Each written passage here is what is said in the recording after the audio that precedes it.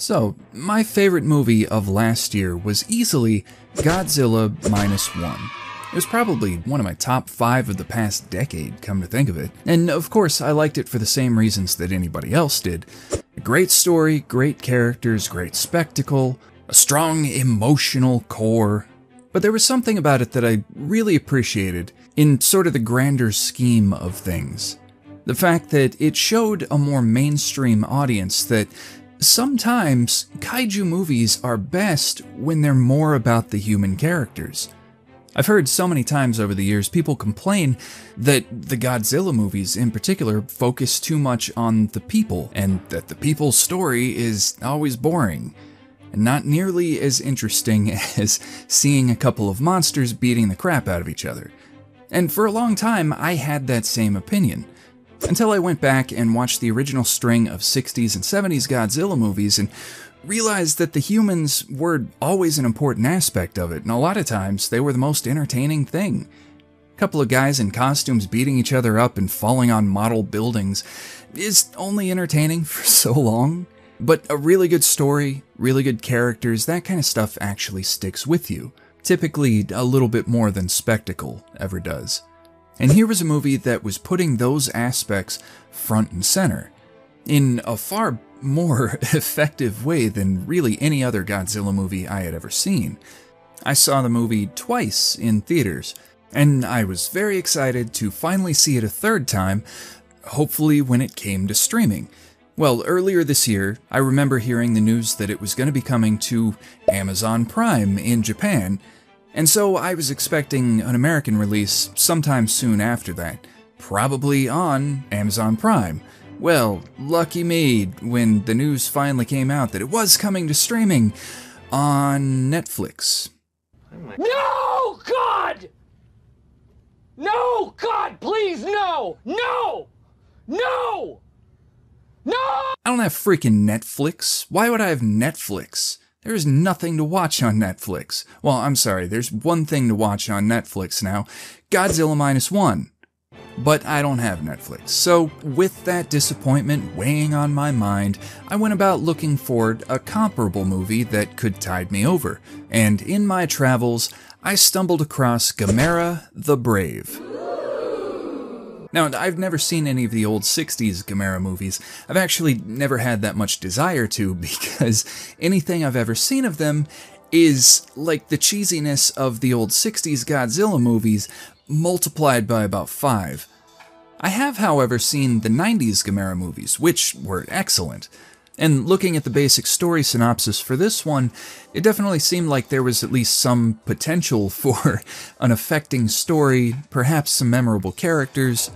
Now, don't get me wrong, I was not in any way expecting this to reach the heights of -1. I think that would be an unfair bar to set for any movie. But again, I was just looking for something to tide me over and keep me entertained. And I will say that Gamera the Brave is a pretty damn good movie, for about half of its runtime. The movie originally came out in 2006, about 7 years after the previous Gamera movie, and was directed by Ryuta Tasaki, who over his career had mainly done a lot of directing work in the various Kamen Rider series since the late 80s. Unfortunately, from what I understand, Gamera the Brave wasn't met with the greatest reception when it first came out, mainly because, for the most part, it kind of ditches the slightly darker aspects that the 90s Gamera trilogy had brought to the table, instead opting for a much lighter, more kid-friendly approach. This is, through and through, a kid's movie, and honestly, I'm okay with that. As much as I like the 90s Gamera trilogy, I don't feel like the series has to be tied down to one particular tonal identity. The story begins in 1973, at the tail end of a battle between Gamera and a number of flying Gyaos monsters. Unfortunately, Gamera is outnumbered, so in a last-ditch effort to save the nearby town, self-destructs, killing all of the Gyaos monsters and itself in the process. And the townspeople are, understandably, overjoyed, all except for one little boy who watches the scene with a look of discontent. Fast forward to the far-flung future of 2006, and that little boy is now all grown up with a son of his own named Toru, the actual protagonist for the rest of the movie. and Toru is not in the greatest of spots right now, still mourning his mother who died the previous year in a car accident. So, even though he's heading into summer and doesn't have to go to school at the moment, he's feeling a little bit sullen. Now, from the early moments of the movie, Toru continues to see a red flashing happening out on one of the islands off the coast of his town. So, as any curious little Japanese kid in a tokusatsu production would do, he goes off to check it out. And when he gets over there, he finds an egg nestled on top of a glowing red rock. And as soon as he picks up the egg, it immediately hatches into a little baby turtle. He names the turtle Toto, which is something that his mother used to call him when he was younger. Unfortunately, Toru's dad runs a restaurant, which they both live directly above, so he doesn't allow pets. So Toru has to keep Toto a secret, which of course results in all kinds of crazy kid movie hijinks and becomes increasingly more difficult to do as Toto grows at an alarming rate. Of course, up to this point in the movie, we're slowly being drip-fed hints that something is lurking off the coast of Japan. And like I said, this is a kid's movie. You wouldn't know it from some of this stuff, but I maintain that this is a kid's movie. I promise you this is a kid's movie. Shut up. So, eventually that threat finds its way onto land, seemingly drawn to the area that Toto is in. And by this point, Toto is just big enough to fend off the monster for the first time.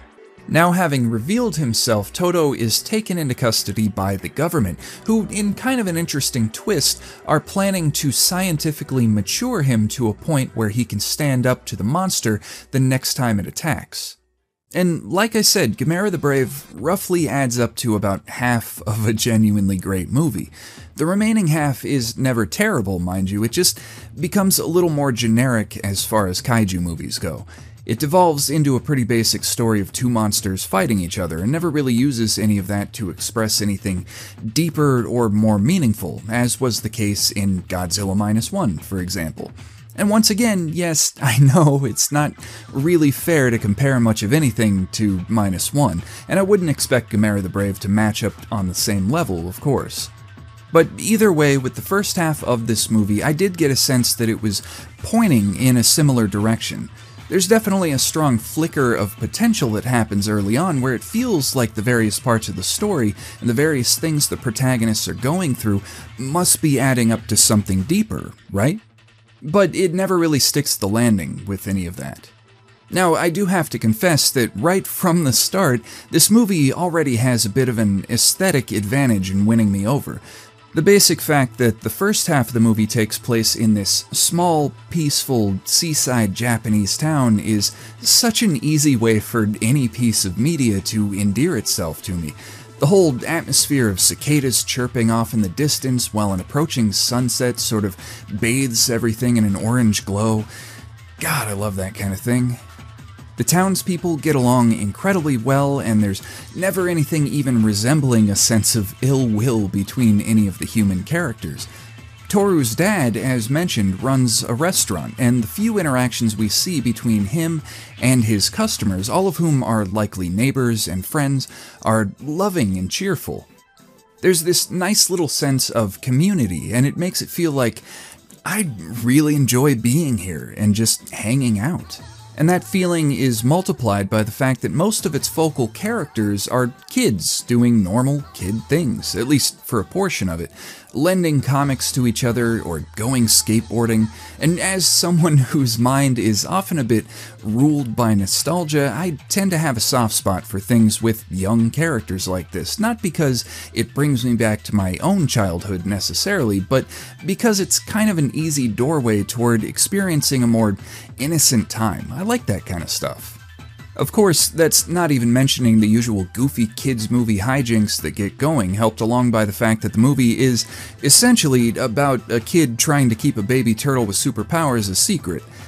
I looked at nothing of the movie before actually watching it. No trailers, no clips, so when it came around to the first scenes of baby Toto developing his abilities, flying and breathing fire for the first time, it got some legitimate laughs out of me. At the same time, as goofy as the movie generally is with these things, there actually are a few special effects shots early on that kind of impressed me. Anytime the effects are all digital, mainly used for the smallest version of Toto, it actually comes off pretty convincing. That quality of special effects does not carry on for the entire movie, however, as in the later half it all reverts to the tried and true method of dudes in rubber suits. And there's even one bird's eye shot that looks out of place enough that it kinda just makes me think of an old JRPG map screen or something.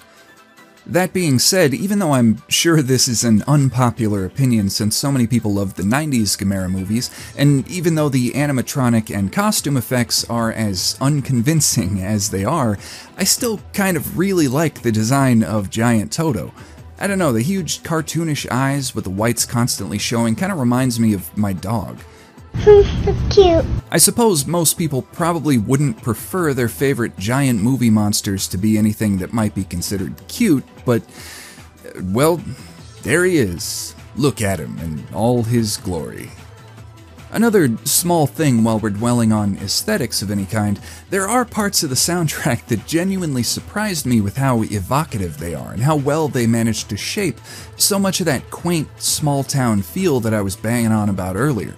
The piece that comes up as the title of the movie is shown at the beginning reminded me so much of the Old Town theme from the game Gravity Rush, and much of the rest of the movie is filled with pieces along those same lines.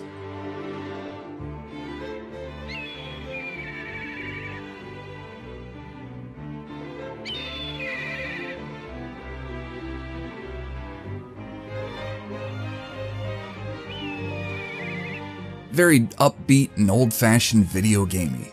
It's like the freaking soundtrack to a sunny day. It's lovely. He's gay. Like I said though, it's mainly just the first 45 minutes roundabout that I particularly like in this movie. The second half is where things ramp up into typical kaiju territory, which might be the reason that most of the audience showed up to begin with, but it's definitely not the strongest thing about the movie. It's not all bad, mind you. I do really like the efforts made to make it clear that the world still very much remembers the monster attacks that occurred 33 years earlier. During the former half of the story, there are news reports talking about budget cuts in the Giant Monsters Council, which was presumably something put together to combat any new threats if they should arise, which nicely makes way in the story for the world needing a new Gamera to exist to protect humanity. We also see an instance of those in the government dismissing the possibility of a new attack after so much time. And all of this does a pretty good job of building a more convincing world with a history and population outside of the principal characters. The only problem is that after half a movie focusing on Toru and his supporting cast, it becomes a bit disappointing that by the end of the movie, we've actually gotten very little payoff for all of the things happening in his life. For example, even though it serves to immediately get the audience invested in him as a character, I honestly can't quite figure out why the death of his mother is even a part of the story.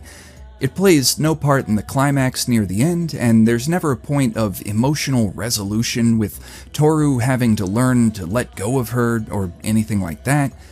I suppose an argument could be made that experiencing the loss of her is meant to make it harder for him when he loses Toto to the government, or perhaps to make him even more worried when Toto is fighting the other monster at the end. But then I don't think Toru really needs a tragic backstory for it to make sense that he doesn't want to lose his friend. Likewise, there's a whole subplot involving his next-door neighbor, a girl only slightly older than he is who has a heart condition and has to go in for surgery. And this creates some small amount of drama, of course, and is a narrative element that's easy for the audience to care about. But again, it ultimately doesn't affect anything about Toru, who is, after all, the main focal point of the movie. If that subplot serves any purpose, it's only the fact that Toru gives her the glowing red stone for good luck before her surgery, which means that the stone is in the right place at the right time when the story needs it. It's a matter of plot convenience. But then, for that to happen, I'm not sure why it was particularly necessary to have these early shots of her contemplating her mortality, or this scene of her parents trying to keep her spirits up. Again, it's nice enough drama, easy to be invested in, but ultimately doesn't serve any grander purpose.